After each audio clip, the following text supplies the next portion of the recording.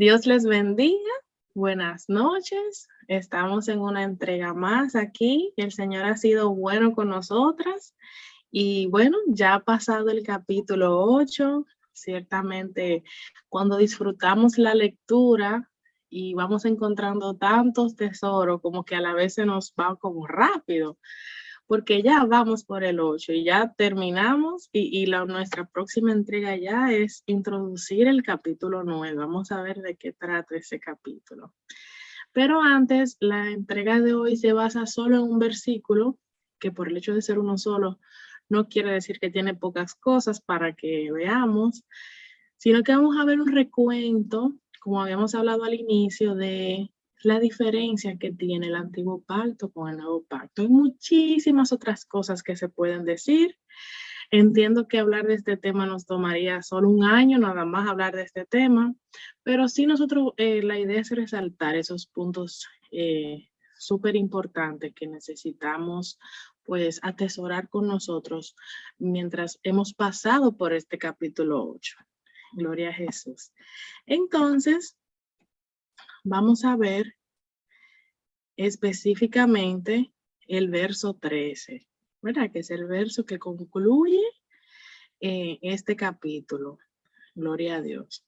Y vamos a ver la importancia del nuevo pacto, pero desde el punto de vista, como hemos venido viendo, de que lo anterior no fue malo, pero lo anterior no fue lo definitivo, sino que lo que vino fue más importante que lo que se estableció, porque lo que se estableció daba preparativos y daba voces de alerta de algo nuevo y mejor que venía. Entonces, ¿verdad? Eso es importante que lo tengamos en cuenta. Entonces, el versículo 13 dice en el nombre de Jesús que al decir nuevo pacto, ha dado por viejo el primero, y lo que se da por viejo y se envejece está próximo a desaparecer. Es muy importante que el utilizar los conceptos de antiguo y nuevo, ya sea testamento e incluso pacto, nos marca ya de entrada, ¿verdad? Una separación, una división importante, que lo que vamos a ver ya sea en ese pacto o ya sea en ese conjunto de libros, en el antiguo o en el nuevo, ya nos orienta si ya la persona de Cristo estaba revelada o no. Lo que diferencia un pacto del otro es la presencia de Cristo. Lo que diferencia un Antiguo Testamento, me refiero en términos de nuestra Biblia, cuando estamos estudiando, que nos dicen, vayamos al Antiguo Testamento o vayamos al Nuevo Testamento. La diferencia entre lo que se dice del Antiguo y del Nuevo es que la persona de Cristo haya sido revelada o no aún. ¿Ok? Entonces, dentro de esta primera parte, hay que resaltar 3 puntos importantes, vamos a decirlo así. Y es que se ha dado por viejo al primero. O sea que ahora viene como que hay una presencia de uno nuevo, una inauguración de algo nuevo, y vimos que no es algo ensamblado de lo anterior, sino algo completamente nuevo. Y entonces si algo es dado por nuevo, porque lo anterior debe ser considerado como viejo, como obsoleto. De hecho, nosotros trayéndolo al plano físico, no hacemos uso de algo nuevo si lo anterior no se nos ha dañado o si lo anterior no nos ha presentado defectos. Entonces, como lo que se ve es hecho de lo que no se ve, muchas verdades espirituales la comprendemos en nuestro día a día. Bien, entonces lo segundo es que lo que se da por viejo y se envejece está próximo a desaparecer. Y eso está muy claro porque, como recordamos anteriormente, había una dinámica de cristianos que, a pesar de que habían visto a Cristo en el sentido de que lo habían conocido, querían regresar a prácticas judaicas. Entonces, ellos querían cambiar su fe activa, su fe viva, su fe que cada día, ¿verdad? Era diferente de acuerdo al encuentro que tenían con Dios. Ellos querían cambiarlo por una fe, ¿verdad? Un poco ya atrasada, vamos a decirlo así, porque era una fe la anterior que era condicionada por lo que se veía o por lo que se hacía. Mientras que la fe ahora que es Jesucristo es una fe que aunque yo no vea, aunque yo no sienta, y como decía alguien que hace un tiempo, alguien decía que aunque los pelitos no se me paren, aunque no sople un viento recio, aunque no descienda fuego, que yo literalmente lo vea, yo sé que Dios está haciendo la obra, ¿de acuerdo? Entonces ellos pensaban regresar a esa fe más judía, a volver a esas ciertas obras y todo eso, pero simplemente no se puede regresar al pacto anterior porque era un pacto inferior y por eso es que vimos y en todo este capítulo y también en el libro cómo el escritor insiste en que esa sería la decisión más ignorante y más inmadura que una persona pudiera tomar, que es una vez ha conocido a Cristo, ha conocido el Evangelio de la Gracia, ha escudriñado las escrituras en todo lo que implica ese nuevo pacto, esa redención, esa reconciliación, pues volver atrás a esas obras, ceremonias, ritos y celebraciones que se hacían, que no eran otra cosa que el preparar la venida del Mesías. Y entonces, ¿cómo iban entonces a volver a algo anterior, pero que también era inferior, pero que también estaba próximo a desaparecer? Y estuve investigando que todo el tema de la dinámica de esta, o sea, todo lo que se hacía de los sacerdotes, de los sumos sacerdotes y todo eso en el templo, estuvo ya como en su punto más de culminación alrededor de los años 70 después de Cristo. Entonces, cuando investigamos al principio el año en el que más o menos fue escrito este libro, la mayoría coincide con que fue alrededor del 65. O sea que ya se manejaba que como ese pacto era inferior y era el antiguo, se tenía que, luego de, ¿verdad?, de recibir a Cristo y de que los discípulos y de todos esos grandes hombres siguieran con el mensaje, ya iba a llegar un momento en el que se iba a hacer una revolución y esa revolución iba a traer un cambio de pacto, o sea, en el sentido de que la gente entendiera de que ya hubo un cambio de pacto. Entonces, por eso él decía que estaba próximo a desaparecer, porque Dios en su palabra incluso profetiza eventos importantes y eso de que está próximo a desaparecer lo vemos más adelante cuando en algunos años posterior ya la dinámica de sacrificio sacerdotal y de templo y todas esas cosas entra en una etapa de decadencia, que lo vimos cuando estudiamos la historia, empieza ahora esa decaída de ese templo y muchísimas cosas y dispersión y todo, precisamente por eso, porque aunque pasara lo que pasara de manera física, ya había uno que espiritualmente había establecido un nuevo pacto. Entonces el sistema de sacrificio bajo la ley de Moisés, pues desapareció con esa destrucción, ¿verdad?, del templo de Jerusalén por parte de los romanos. Y cuando vamos a la historia, escuchamos a un Tito, que luego es conocido como Tito el Grande, que aproximadamente, como les decía, en ese año 70 después de Cristo, arrasa con todo y hasta hace que construyan un arco para que se quede de manera visible la victoria de él sobre todo eso. Sabemos que más adelante hay una dinámica en la que, ¿verdad?, se intenta reconstruir y todo, pero lo que Dios quería hablar era que independientemente de que hubiera una edificación física, ya había uno espiritual sobre el cual se edificaba todo lo que anteriormente se hacía, porque era un sacerdocio perfecto, un sacerdocio eterno y por lo tanto era un sacerdocio espiritual, ¿ok? Que no prevalecía en el tiempo, sino que tenía continuidad. Entonces, trajimos algunos puntos sumamente cortos para ver cuáles son algunas de esas diferencias que había entre el antiguo pacto y el nuevo pacto. Bien, uno de los puntos es con respecto a los tiempos en el que fueron instituidos, ¿ok? Sabemos que la historia de manera cronológica, pues algunos solamente lo conocen como, bueno, que en Moisés y en Cristo, bueno, pero hay un tiempo, ustedes saben que la historia tiene una cronología. Y entonces aquí se establecen esos años, ¿verdad? Aproximados. Fíjense que el primero dice antes de Cristo, ¿ok? Casi 1500 años antes de Cristo, pues estableció ese pacto.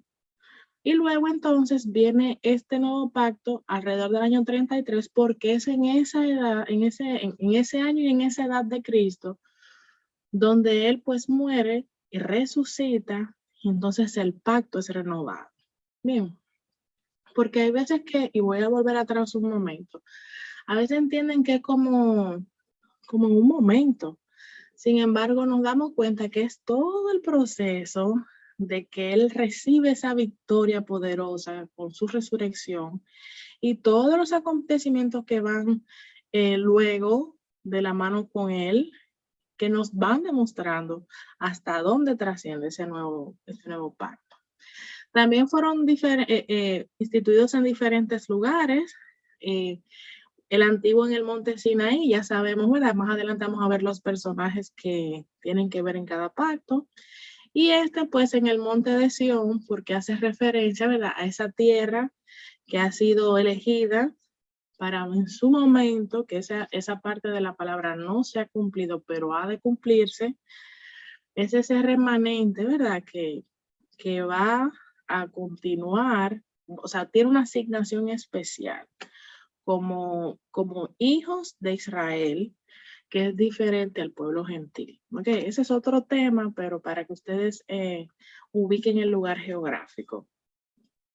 Lo tercero es que también son pronunciados de diferentes maneras. El antiguo pacto, la dinámica que encerraba era una dinámica en cierto modo de temor, de miedo, o sea, hubo un estruendo, se vio todo el tema de cómo bajo Moisés, o sea, las personas se asombraron, fue todo un espectáculo divino lo que sucedió. Y junto con eso también, bueno, el ver qué era lo que implicaba ese antiguo pacto, todo el mundo procuraba con sus fuerzas en ocasiones, pues poder estar ahí como poder hacer lo que decía. Entonces, siempre había como una, ¿verdad? Cierta ansiedad, vamos a decirlo de algún modo, porque cuando se pecaba en una parte de la ley, se pecaba en toda. Y no había esa dinámica de alcanzar alguna gracia o alguna misericordia, sino que había que ir y había que hacer esa ceremonia y había que hacer ese sacrificio, y si no lo hacías entonces, o sea, no había forma de uno esconderse, no había forma de uno acercarse a Dios de otra forma que no sea de esa. Sin embargo, en el nuevo, por medio de Jesucristo, cuando Él declara el nuevo pacto, cuando Él establece el nuevo pacto en Él, ya hay un componente de gracia, de misericordia y de favor para con el pecador. Eh, Posiblemente pudiéramos decir que hay cierta ventaja de que la persona no muere en el momento, como pasaba anteriormente, pero esa ventaja, ese beneficio, algunos lo han tomado y se han convertido, ¿verdad?, en desventaja. Porque entonces osan utilizar la libertad que ha dado Cristo para convertirla en libertinaje. Pero ahora en este nuevo pacto hay amor, hay gracia, hay favor, hay misericordia. O sea, hay componentes que no estaban en el antiguo. Todo era como muy, no podían salir de ahí, eso tenía que ser así. Y si no lo cumplía todo, pues no ha cumplido nada y tenían que volver al inicio otra vez. Bien. También tenía diferentes mediadores. Sabemos que Moisés es un personaje en la Biblia que lo conocemos como tipo Cristo, porque él viene a mostrarnos aspectos que luego vamos a encontrar en Jesús. Y ya sabemos cómo Dios trabajó con su carácter, moldeó su carácter y quitó miedos, dudas de él. Y bueno, y ya entonces en el nuevo pacto tenemos a Jesús. Sabemos que por más que Moisés que hizo muchas cosas y que Dios lo usó, sabemos que incluso hasta la dinámica de su muerte y de el manejo de su cuerpo y todo como fue, para que no las personas no cayeran en idolatría, porque a ese nivel él estaba. Sin embargo, la idea es que todo se centre en Jesús en el nuevo pacto, en que no haya nadie que compita con él y que no haya nadie que quiera venir a hacer lo que él ya hizo, porque lo que hizo lo hizo perfecto. Bien, también el tema en cada pacto es diferente. El antiguo pacto te demandaba que para estar bien tenías que hacer una serie de obras y hacerla de cierta forma y hacerlo en ciertos días y hacerlo en ciertas horas y cada cierto tiempo del día y del año y todo aquello. Sin embargo, en el nuevo pacto, las obras que se realizan no es con el fin de alcanzar la salvación, sino que se realizan como con una mirada de agradecimiento, como estoy agradecida de que he recibido la salvación, quiero que otros también conozcan acerca de esto y yo mismo entonces le presento al Señor que quiero ser instrumento de su reino para que otro le conozca. Pero no es que yo procuro ni comprar la salvación, ni procuro por mis méritos hallar perdón de pecado, porque no es posible.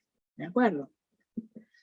También eran diferentes en la manera en la que eran dedicados, porque, por ejemplo, en el antiguo pacto sabemos todo el aspecto de esas ceremonias que se hacían, en esos sacrificios, cómo era dedicada la ofrenda de paz y cómo era dedicada la ofrenda de sacrificio de perdón de pecado. O sea, había una dinámica de animales, cómo se rociaba la sangre, qué se hacía con las vísceras, por qué lados se esparcía esa sangre, ya ustedes saben, toda una dinámica que cuando me tocó estudiar eso, el hedor, que una vez como que tiene que leer la palabra como literal para poder entenderla, porque a veces la gente intenta creer como que es un libro de cuentos, la Biblia, y la Biblia no es un libro de cuentos.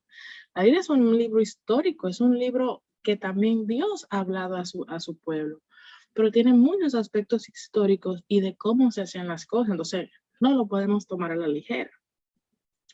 Entonces ya usted se imagina todo ese tema de la sangre, de los animales, del rociar, todo eso, pero entonces el nuevo pacto fue dedicado con la sangre de Jesús, o sea, él fue el que ofreció el sacrificio y fue el sacrificio mismo también.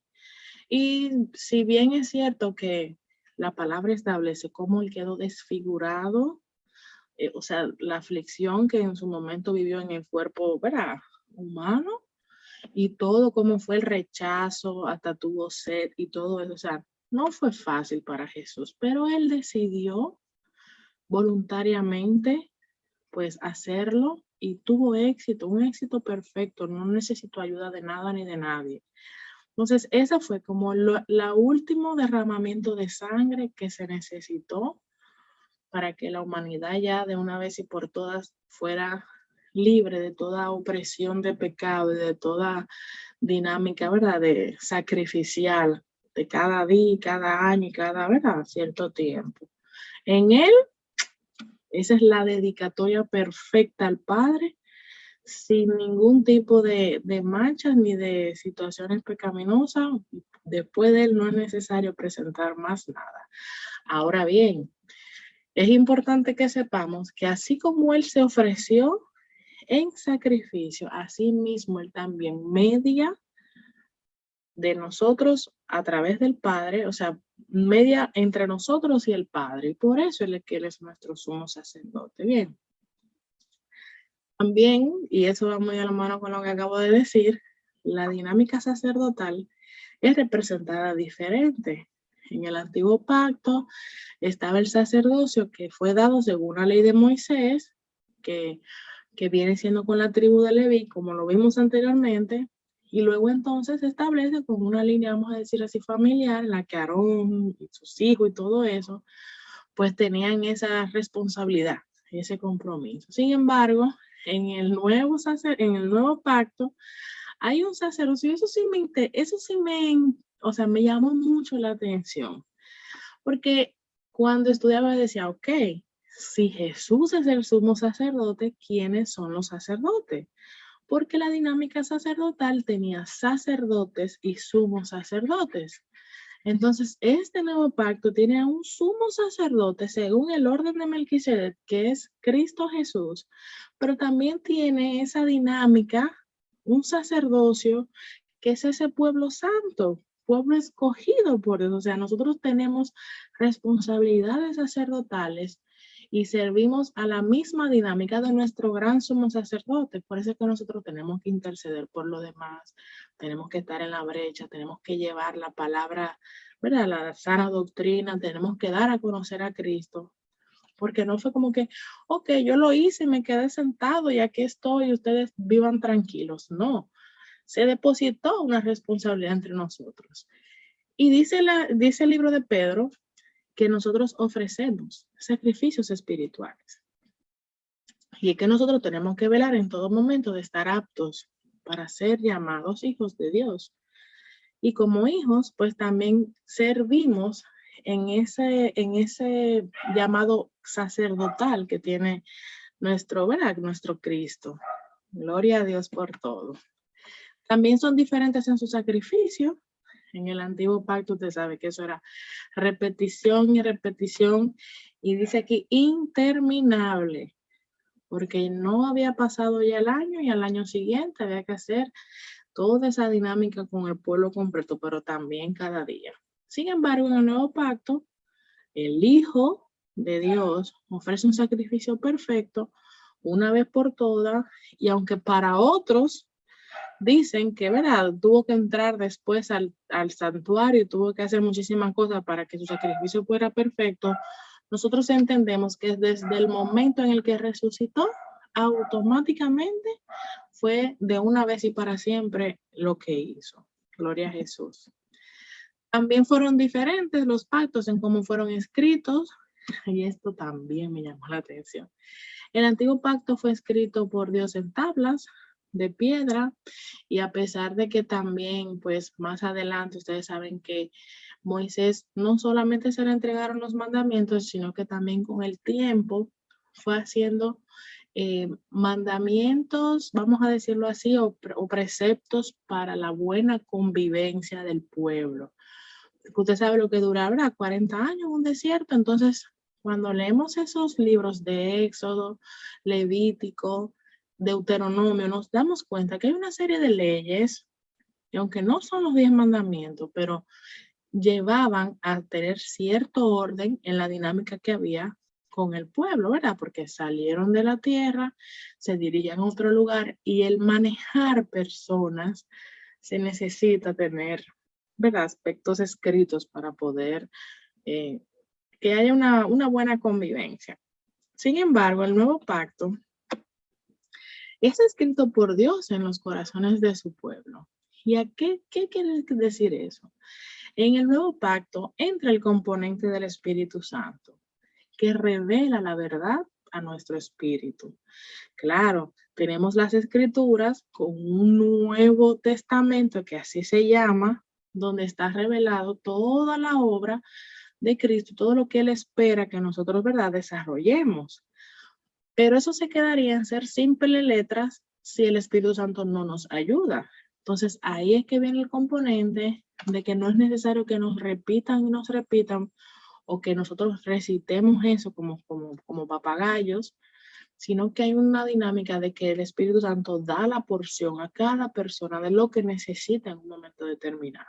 Entonces, está la palabra revelada, a lo cual no se le puede añadir nada, ni se le puede quitar nada, tiene que ser enseñada y predicada y exhortada tal cual como está entregada, pero aún a través de ella Dios tiene tratos personales con el ser humano. ¿Ok? Que era en cierto modo una limitante que se tenía en el antiguo pacto, no porque Dios no podía, sino porque Dios es un Dios de orden y tenía eso aguardado para el nuevo pacto, para dar a conocer entonces esa persona del Espíritu Santo. Son diferentes en sus objetivos, El objetivo del antiguo pacto era descubrir el pecado. ¿Cómo se sabe que se tenía pecado si no había algo que dijera que al hacer eso se pecaba? Ustedes saben que antes de la ley se vivía por justicia. Abraham fue un hombre que fue enseñado y reprendido por justicia, porque en ese tiempo no estaba la ley, o sea, ni se sabía de Moisés, por así decirlo.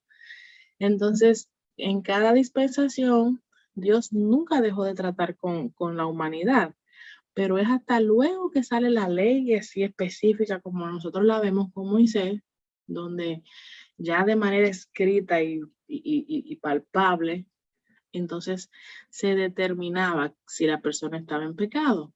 También se condenaba y era como si hubiera una cerca de que luego de ahí, si te salías de ese entorno, pues ya salías de la cobertura de Dios. Sin embargo, en el nuevo pacto, a pesar de que el pecado se deja saber, hay una gracia, hay una misericordia, ¿verdad? Está ese amor de Dios que ayuda a que al que está arrepentido, al que quiere apartarse de su condición, pueda hacerlo con plena certidumbre de fe.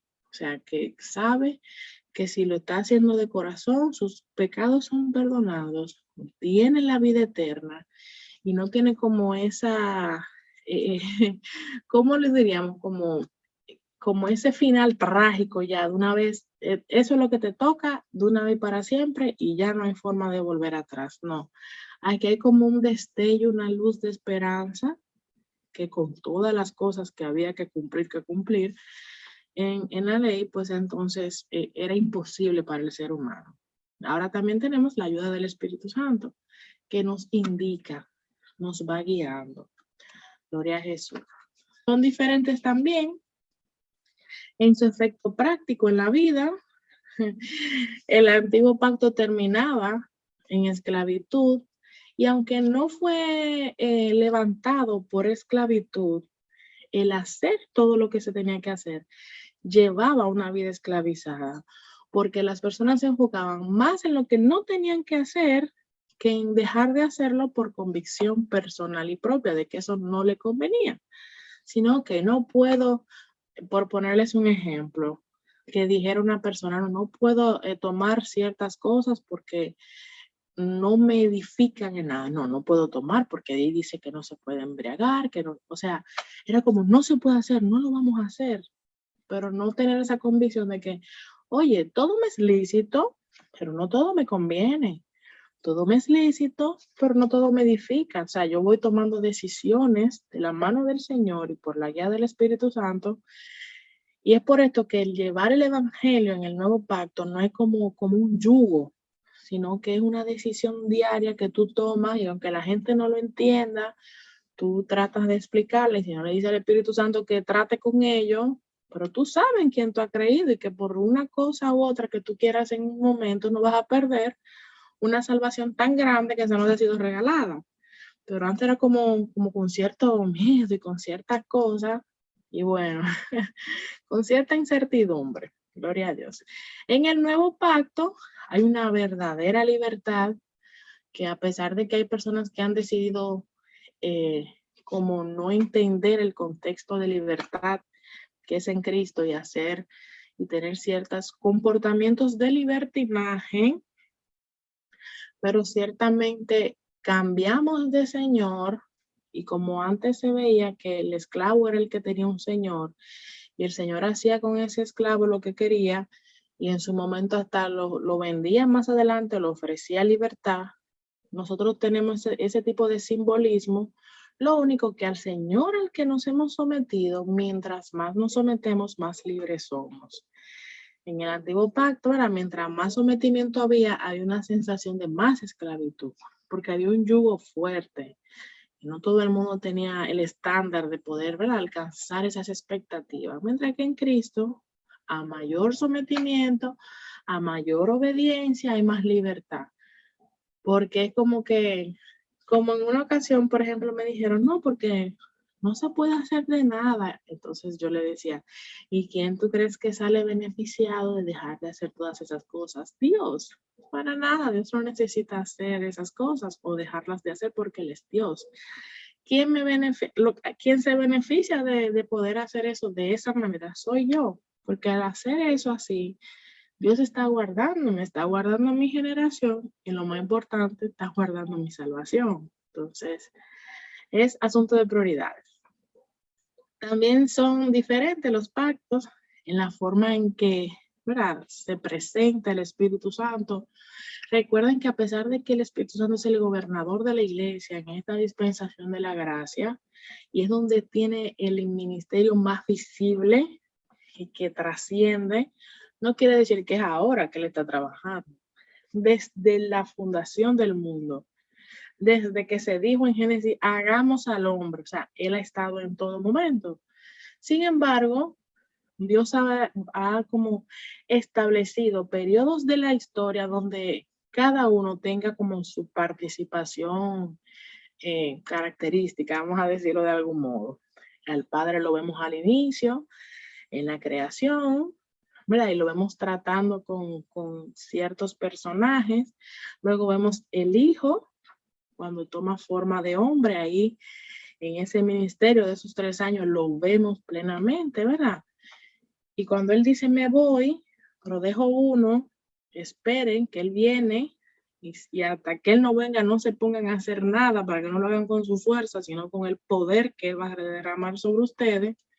Entonces, desde ese derramamiento hasta estos días, ese Espíritu Santo está, ¿verdad?, operando. Por eso no quiere decir que el Hijo, de manera espiritual, no sigue también haciendo su función de hijo, ni que el Padre no está haciendo su función del Padre, que eso es muy importante que lo sepamos.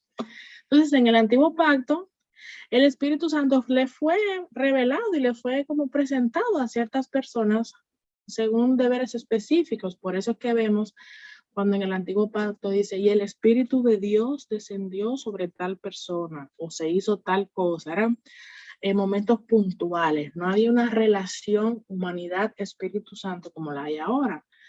Entonces, en el nuevo pacto se derrama ese Espíritu Santo libremente en ese día del Pentecostés y todos pueden recibirlo por la fe.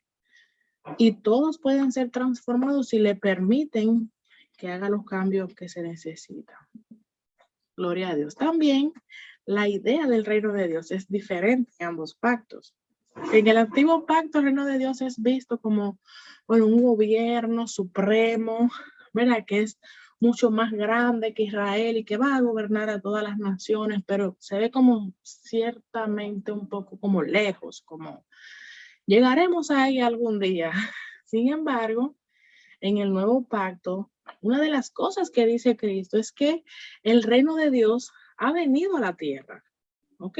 Y eso es uno de las partes que leí al principio cuando se le cuestionó a Jesús en sus primeros ¿verdad?, tiempos de su ministerio, donde él decía, a partir de ahora hay una escalera donde ángeles subirán y bajarán porque el reino de Dios ha llegado a la tierra y significa que llegó, ¿verdad?, él representando ese reino. Entonces ya una realidad, el reino de Dios es una realidad, es revelado de una manera más completa, como estaba anteriormente, y es literal.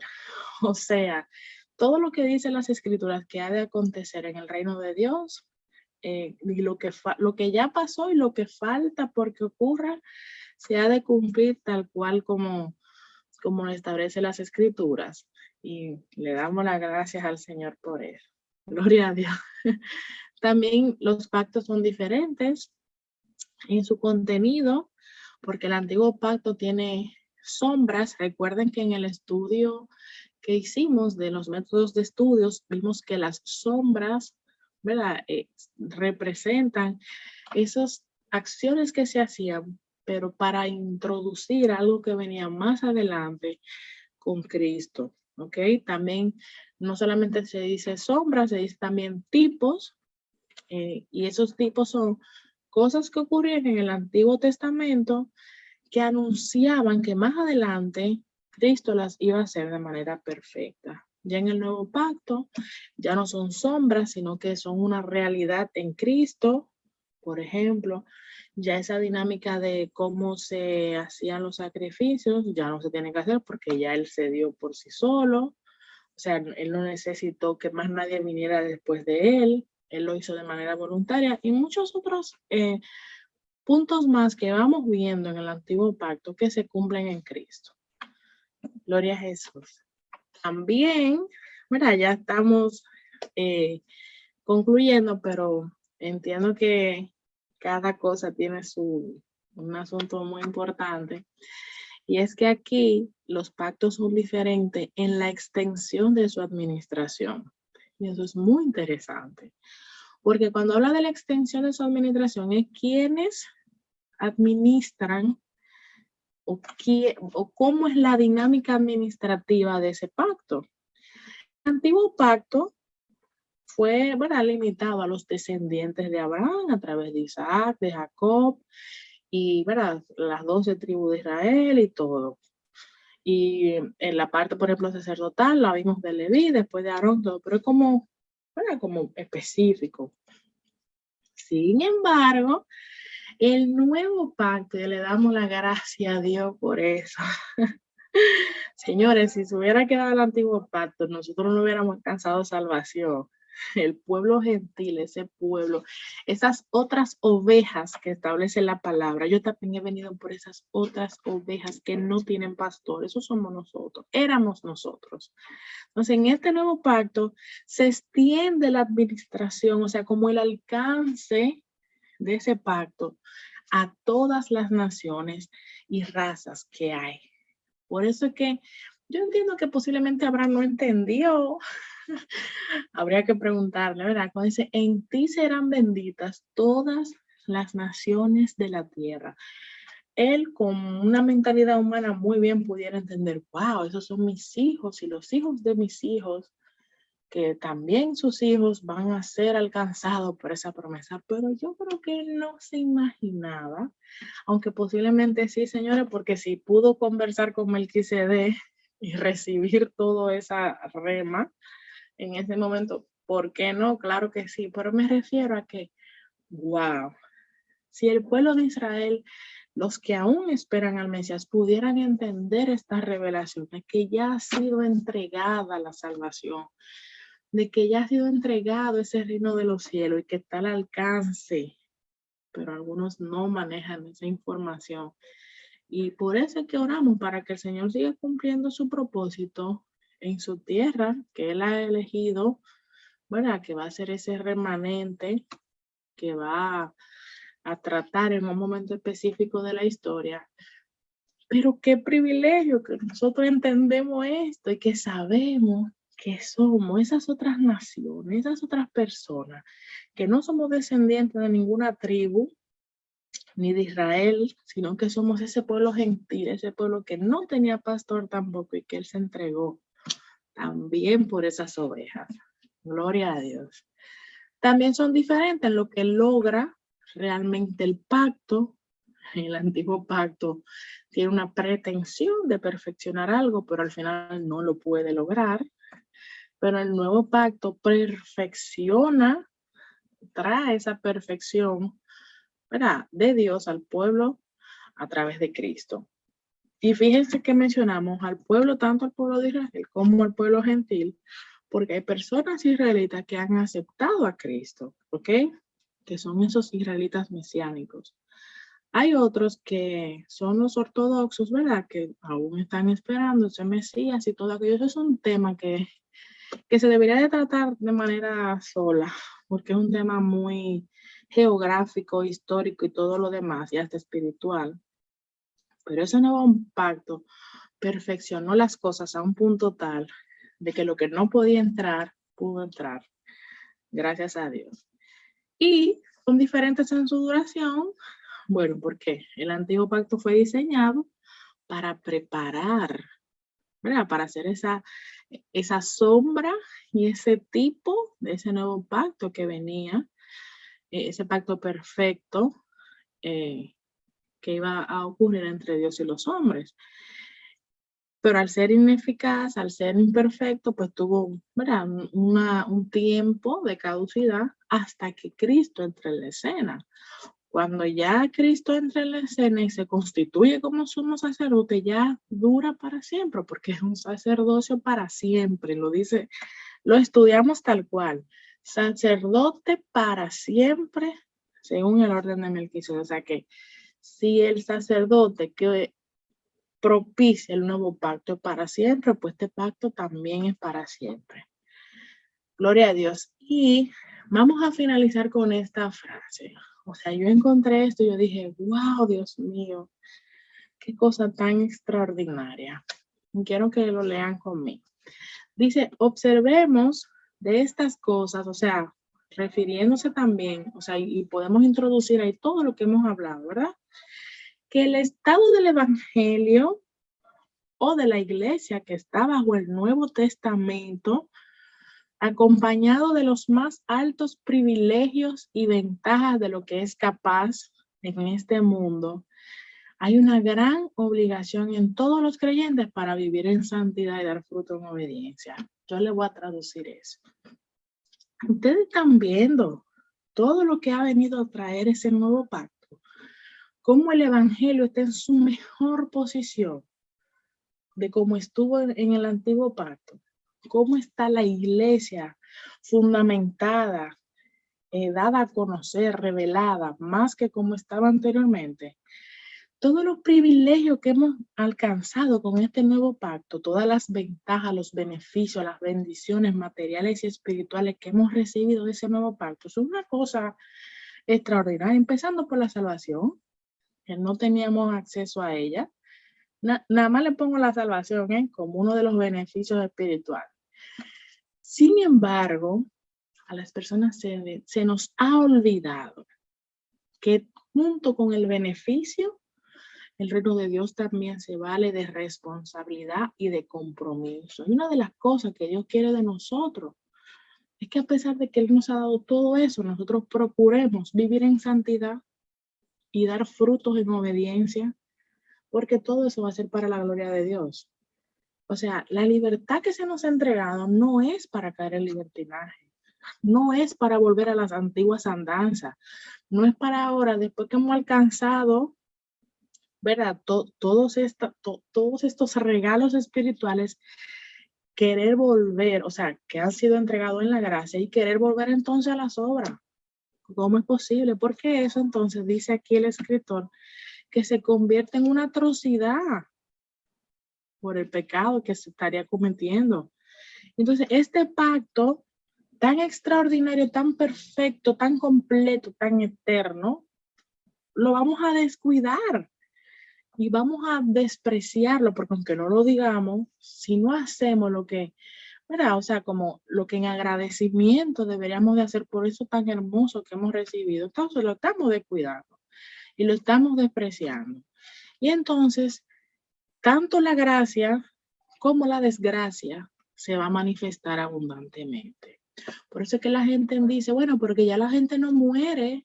Cuando está en pecado y hace algo, ya no muere como moría antes. Entonces, la misma palabra describe que eso es un destello de esperanza, de favor y de gracia. Pero no quiere decir que Dios no va a tener un juicio. Hay un juicio, hay un tribunal donde se va a compadecer, donde nadie va a quedar exento. Pero aunque algunos lo tienen como tardanza, ha sido verdaderamente para que vengan al arrepentimiento. No es porque nosotros no estemos desesperados porque ocurra, claro que sí, pero si no ha ocurrido porque la palabra dice que todavía faltan personas que vengan a su reino.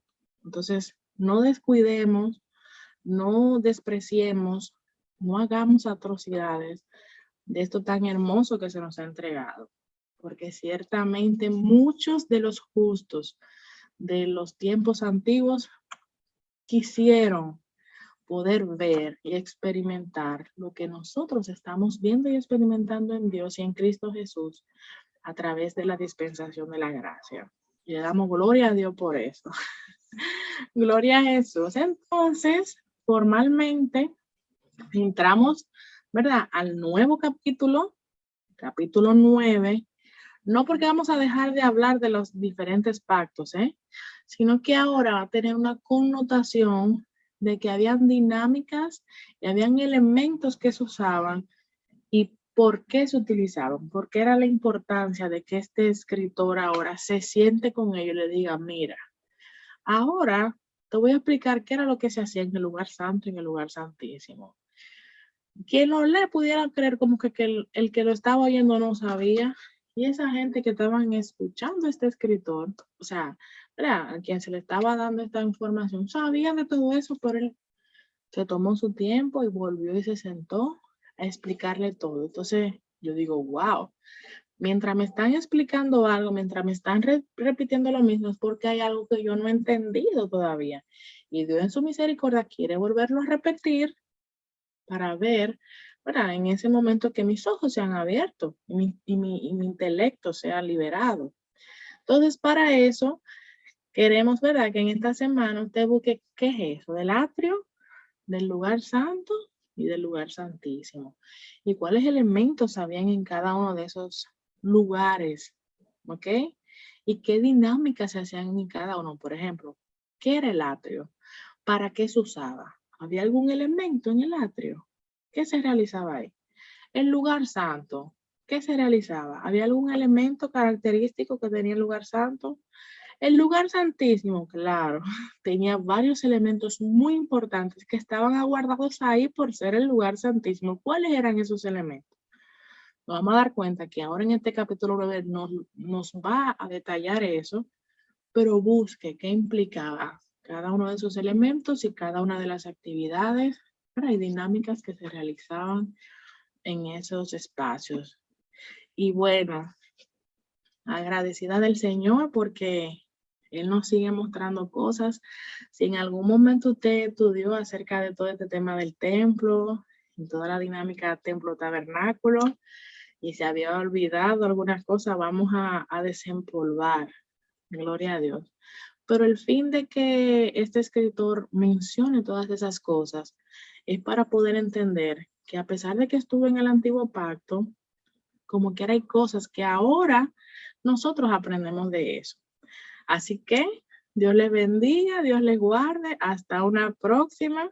Dios mediante, que ya vamos a iniciar con el capítulo 9 y le damos la gracia al Señor porque nos ha traído hasta aquí.